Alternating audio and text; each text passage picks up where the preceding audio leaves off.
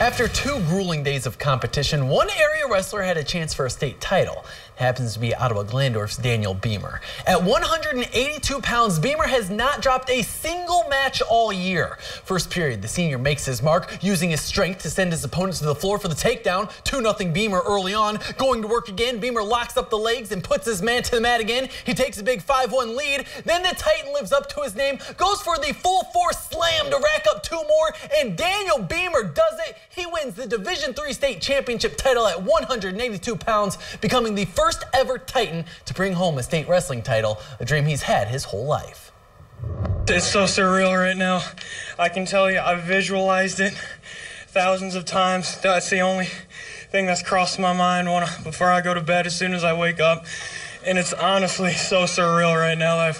This has been a lifelong goal of me, just standing on top of the podium, being the best.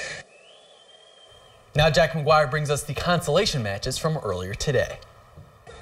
The final day of state wrestling kicked off with consolation semifinals. Division III, 195 pounds. Bluffton's DeAndre Nasser in a 6th period ultimate tiebreak cannot allow an escape to seal the win, and he does just that by putting his man to the mat. Nasser goes on to lose the 3rd place match, giving him 4th on the weekend. I thought I did pretty good. I mean, I could have done better. Obviously, losing my semis match by 1 point. Winning your first match helps a lot. Just keep the confidence up, but don't be too high in the clouds. Taking a look at Lima teams, Joey Caprella of LCC competing for 5th place in Division III's 145. He turns his man to his back, holding him there for the near fall. The T-Bird goes on to win the match by pinfall, earning 5th place. That last match really defined who I am as a wrestler. Maybe didn't do my best wrestling here.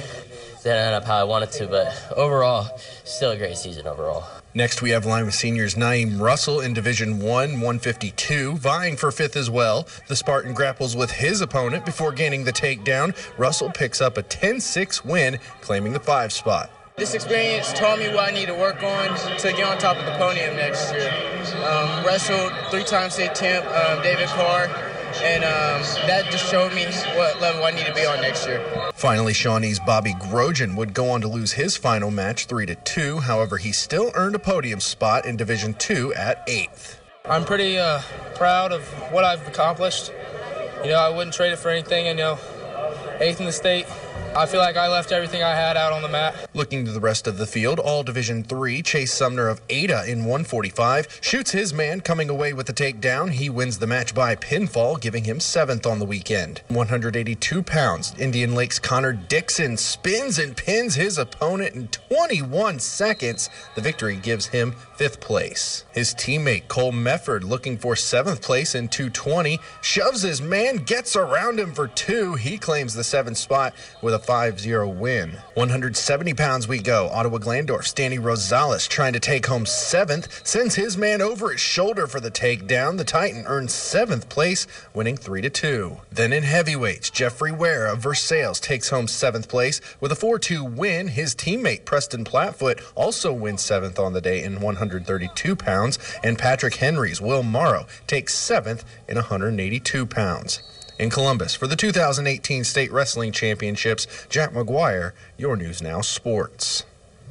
Thanks, Jack. As we move to the alleys in Columbus, the Division I girls hitting the lanes for a chance at a state title. Morgan Twining is the first Lima senior bowler to ever make state. Here she caps off 4 straight strikes in her first game. The junior rolls a 596 series, finishing just 1 pin shy of All-Ohio honors. Sydney senior Jenna Beatty is also at state as an individual. She picks up the spare en route to a 577 on the day. Wapconeta is back in the team competition. Redskin senior Katie Monger comes out of the gates on fire. She closes her first game with 8 straight strikes and opens with a 256. Monger rolls a 581 series. Freshman Madison Dosek led the Redskins with a 596, also 1 pin shy of All-Ohio honors. Wapak makes it to the semifinals today before finishing 4th. Now that state champions have been named, when we come back, we see teams work their way to Columbus on the hardwood, right after this quick timeout.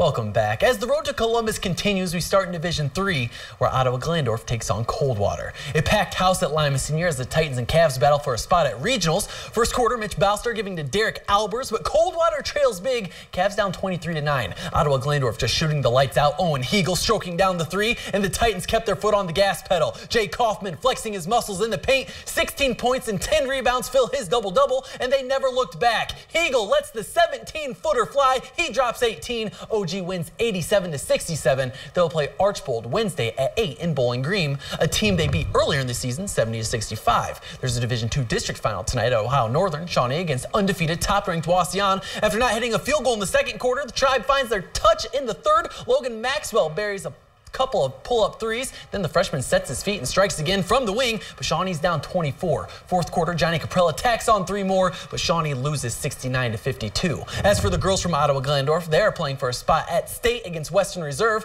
Tied in the second quarter until Brianna Schimler knocks down the three ball. The sophomore pushes OG out in front. And then it's Katie Hempfling spinning in the paint and laying it home. 17 points, 10 steals, 6 rebounds, and 4 assists for the BG-bound senior. And now Carrie Johnson puts 3 more on the board. The Titans ride a 14-0 run to a 30-16 halftime lead. Second half on the break, Hempfling to Aaron Kaufman. They're up 27. OG wins 62-40, earning their 4th straight chip to state. They will play Columbus Afrocentric Thursday at 8 in Columbus. The other side of the bracket features 26-1 Versailles against 24-1 Waynesville. Second half, Cami McAdowney to her cousin Haley. The hoop and the harm gives Versailles a 15-9 lead. Moments later, they decide to get 3 the other way. Danielle Kunk stroking one down. Tigers lead by 7. Back inside they go as Danielle Winter does her job in the paint. Versailles now leads 20-11, and they never look back. Winter passing out of the post to Haley McEldowney. Versailles wins 59-32. They will play Elyria Catholic Thursday at 6 in Columbus. In Division 4, it's Ottaville and Lipsick looking for a spot at the shot. Second quarter, Heather Lammers driving for the Vikings. She lays it on in. Lipsick trails 9-6. Ottaville swinging right back, going inside to the Finley commit, Bridget Landon. The senior gives the Big Green an 11-6 lead. Lipsick not lying down yet, though. Kira Meyer from beyond the arc. Vikings only down 2, but Ottaville was too strong. Cassandra Jean Kemper wide open underneath. Ottaville wins 52-29. They play Buckeye Central at 1 in Columbus on Thursday.